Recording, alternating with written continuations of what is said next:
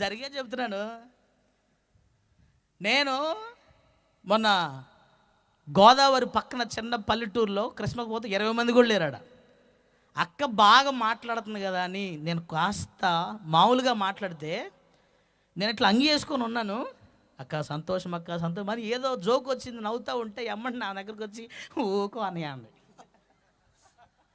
అది అది అది నీకు అర్థమవుతుందా? ఇట్ట ఉండకూడదు సేవకుడు. సేవకుల్ని ప్రేమించొద్దా? పనికి మళ్ళీ డైలాగ్ ఎగుడుదు. మళ్ళీ ఇక్కడ సేవకుల్ని ప్రేమించొద్దా, జనంలో ఉన్నవాడు నాయకుడు అని రాజకీయ డైలాగ్ వేయకూడదు. విశ్వాస ప్రతిష్టత వేరు, సేవకుడి ప్రతిష్టత వేరు.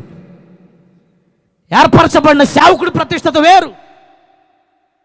సేవకులు ఈ రోజున విశ్వాసులు అవుతున్నారు, విశ్వాసులు ఈ రోజున సేవకులు అవుతున్నారు.